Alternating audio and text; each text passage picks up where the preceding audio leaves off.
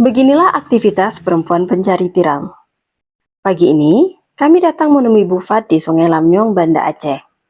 Sudah 20 tahun lebih pekerjaan ini ia lakoni. Setiap hari, nggak ada pre kami. Memang di sini pencarian kami. Biasa ada 50, ada 100. Kalau nggak puasa, 50 setiap hari. Tiram yang ia dapatkan akan dijual untuk menopang biaya hidup sehari-hari. Dengan cara ini pula, ia bisa membantu sang suami yang bekerja sebagai buruh serabutan.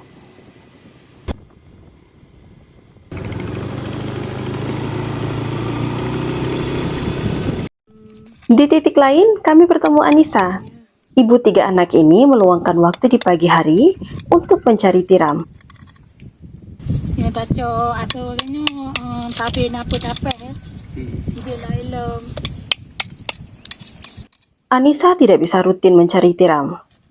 Aktivitas ini ia lakukan ketika anak sulungnya sedang libur sekolah. Sehingga ada yang menjaga anak bungsunya yang baru berusia 3 tahun di rumah. Sama seperti Bu Fat, tiram-tiram yang diperoleh Anissa ini ia jual untuk membantu perekonomian keluarga.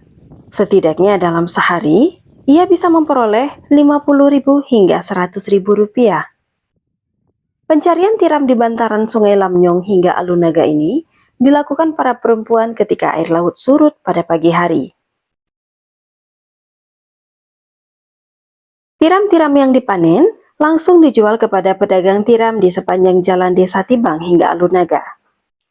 Juliana, perempuan asli Pekanbaru, mengaku sudah bertahun-tahun menjual tiram dan kerang di lokasi ini. Menurutnya, tiram yang dijual harus dalam kondisi segar dan baru dipanen. Nyoro biasa janjan habis janjan anak cik pak. Nyoro biasa anak cok lele tiram.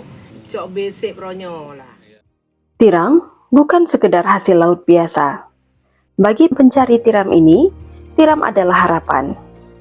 Hasil dari pencarian dan budidaya tiram ini menjadi sumber penghasilan yang membantu menopang ekonomi keluarga mereka.